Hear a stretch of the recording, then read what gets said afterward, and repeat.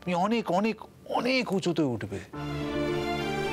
কিন্তু একটা তোমাকে ওয়ার্নিং আমি দিতে চাই, সেটা হচ্ছে তুমি যদি তোমার এই শারীরিক অসুস্থতাকে প্রতিবন্ধকতা বলে মনে করো এবং সবসময় সেটা নিয়ে চিন্তা করে যাও, মন খারাপ করে যাও, গানটাকে উপেক্ষা করে, তাহলে কিন্তু এই সময়টা আর ফিরে পাবে না।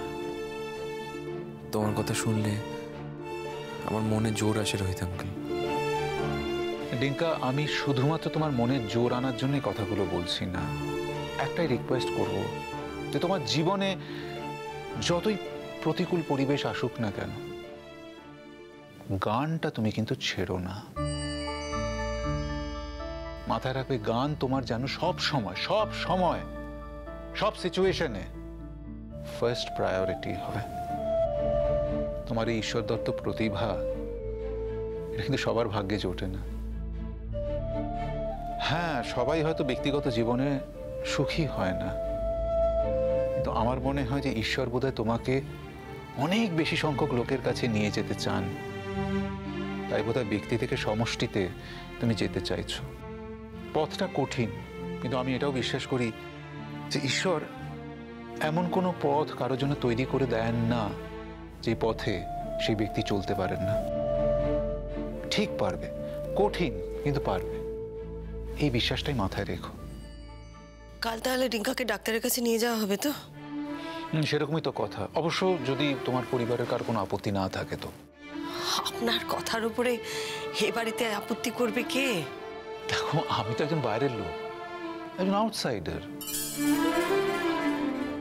আমার কথা তো শেষ কথা হতে পারে না। তাছাড়া তোমাদের বাড়িতে দুজন ডাক্তার আছে, তাদেরও তো কিছু বক্তব্য থাকতে পারে। তাদের সাথে কথা বলো। হ্যাঁ, আমি একটা ব্যবস্থা করেছি, আমার মনে হয়েছে যে ওটা সঠিক ব্যবস্থা। তুমি আর ফ্যামিলির বাকি সদস্যদের সাথে একবার ডিসকাস করে নাও বিষয়টা। আমার ছেলেমেয়েরা সবাই এখন অ্যাডাল্ট, রিঙ্কাও তো অ্যাডাল্ট। আর সব থেকে বড় কথা হলো, এই বিষয়ে আপনার পরামর্শ আমার কাছে শেষ কথা। যাক, তবু একটা কোথাও আমাকে দাম দিলে।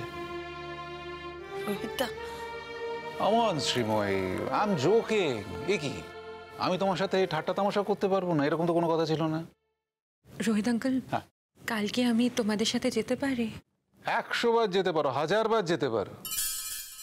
কিয়া কিন্তু আবার অশান্তি করতে পারে অন্না। যে সম্পর্কটা আর নেই, একটা টাকা পয়সার ডিলের উপর সম্পর্কটা নির্ভর করছে, তার অ্যাটলিস্ট এই সম্পর্কটার উপর কোনো অধিকার আর নেই। আর তোর এই সময় সবসময় আমি তোর পাশে থাকবো, দ্যাটস আ প্রমিস। বাহ, সাবাস, 100 বার যাবে তুমি। বলছিলাম যে আপনারা সবাই তো যাবেন, আমার কি আর? আরে তুমি ডাক্তারের কাছে যাবে, এত অনুনয় করার কি আছে? তুমি তো যাবে, তুমি তো মা, তোমারই তো যাওয়া উচিত। এই পৃথিবীতে সবচেয়ে বেশি ভরসা ডিঙ্কা শুধু তোমাকেই করে। আমি যাবো রোহিত আঙ্কেল, কিন্তু কোনো আশা করব না, তাই তো? এরকম ভাবে বলো না ডিঙ্কা। আশা কেন করবে না? আশা নিয়েই তো মানুষ বাঁচে। আমি শুধুমাত্র এটা বলতে চেয়েছি যে আশাহত হলে সবকিছু ছেড়ে ছুড়ে কিন্তু বসে থেকো না। মনে রাখবে যে জীবনের প্রত্যেক মুহূর্ত একটা চ্যালেঞ্জ। যারা এই চ্যালেঞ্জটা নিতে পারে, লড়াই করতে পারে, তারাই শুধু টিকে থাকতে পারে। আর যারা পারে না, তারা কালের অতলে তলিয়ে যায়। তুমি তো লড়াকু ছেলে, তুমি তো লড়াই করতে পারো। আমি নিশ্চিত তুমি লড়বে, জিতবে, টিকে থাকবে। তুমি কত বড় হবে তুমি জানো না? পৃথিবীতে কোনায় কোনায় যেখানে যেখানে বাঙালি ছড়িয়ে ছিটিয়ে আছে, প্রত্যেকের কাছে তোমার কণ্ঠস্বর, তোমার গান পৌঁছে যাবে। একদিন সারা পৃথিবীর বাঙালিরা তোমাকে প্রত্যুষ বলে চিনবে, এক ডাকে। এটা আমার বড় স্বপ্ন গো, এটা তোমাকে পূরণ করতেই হবে। দেখো, আমার জীবনে অনেক স্বপ্ন ভঙ্গ হয়েছে, এটা পূরণ করে দিও প্লিজ। এটা যদি ভেঙে যায় না, আমি সহ্য করতে পারবো না।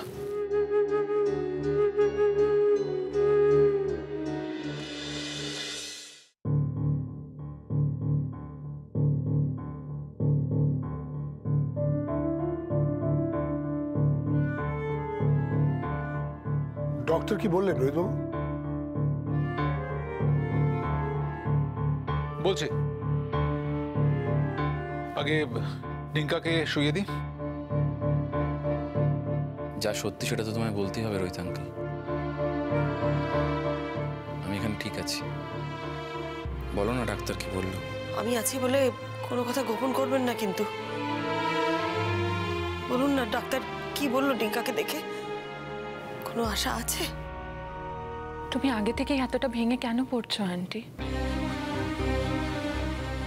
ডক্টর তো বলেছে একটা সার্জারি করতে হবে, সেটা হলে ভালো, না হলে। মা, এগুলো সব সান্ত্বনার কথা। আমি জানি কোনো লাভ হবে না, তবু ডাক্তাররা তো সার্জারিটা করবেন। এটা কিন্তু তুমি অ্যাড করছো টিঙ্কা। ডাক্তারবাবু মোটেই এটা বলেননি যে এটা একটা সান্ত্বনা। ডাক্তারবাবু কি বলেছেন আমি শুনেছি রোহিত আঙ্কেল। উনি বলেছেন 95% কেসে এই অপারেশনটা সাকসেসফুল হয় না। আর আমি যদি সেই 5%-এর মধ্যে পড়ি, লাকি 5%, তাহলে হয়তো সাকসেসফুল হতে পারে। না, আমি এটা বুঝতে পারছি না। আমি 95% যারা আনলাকি সেই দলে নাম লেখাবো কেন? এটা কেন ধরতে পারছিস না যে তুই ওই 5% লাকির মধ্যে যারা সুস্থ হয়ে ওঠে? আমি কি বাচ্চা পিসমশাই যে আমায় কনসোল করছো?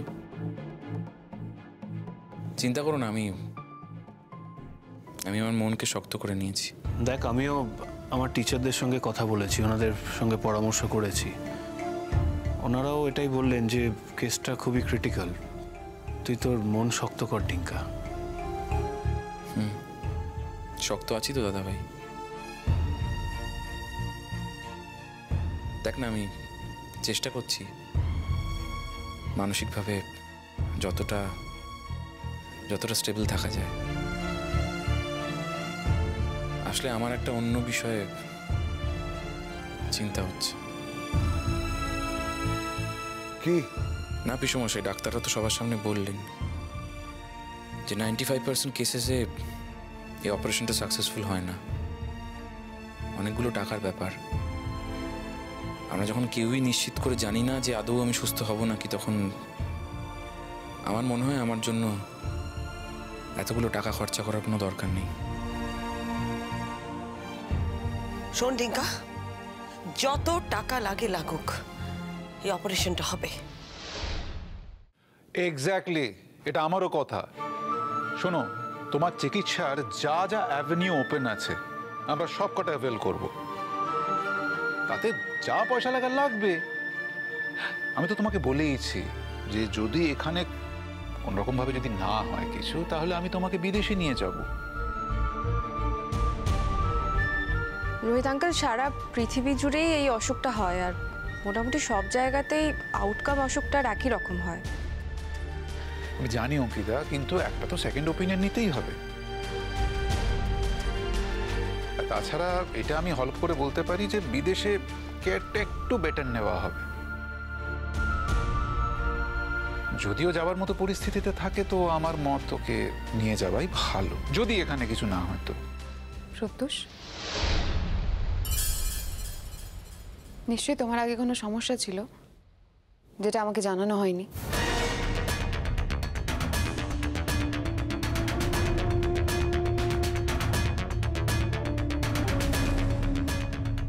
বাজে কথা কেন বলছো?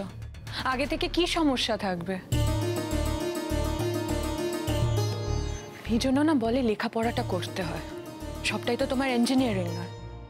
শিক্ষিত মেয়ে তো তুমি, একটু পড়ে নাও না, রিসার্চ করো, দেখো কি লেখা আছে। অর্ণা, আমি না তোমার সঙ্গে কথা বলছি না। কিন্তু আমি তোমার সঙ্গে কথা বলছি। একটা ছেলের এই অবস্থা, তার সামনে দাঁড়িয়ে তুমি এইসব কথা বলছো? হ্যাঁ, কারণ আমার জীবনটা তো শেষ হয়ে যাচ্ছে। আমার পক্ষে একটা অসুস্থ লোকের সঙ্গে থাকা সম্ভব নয়।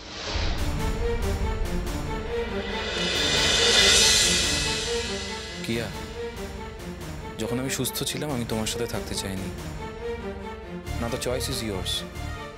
আমি তোমায় কোনোদিন আটকে রাখতে চাইনি, বরং আমি বারবার তোমায় বলেছি তুমি দয়া করে আমার জীবন থেকে চলে যাও। তুমি কি ভেবেছো প্রত্যুষ আমি চলে গেলে এই অর্ণা তোমার সঙ্গে এসে সংসার করবে? দূর থেকে সহানুভূতি দেখানো এক জিনিস, আর কাছে এসে সংসার করাটা আর একটা জিনিস প্রত্যুষ। কেউ আসবে না, কেউ চায় না যে সারা জীবন একটা অসুস্থ মানুষকে বয়ে বেড়াতে। তুমি কি মানুষ কি? একটা মানুষের এরকম একটা মেন্টাল স্টেট, তার মধ্যে তুমি এইসব আমাকে ঠকানো হয়েছে।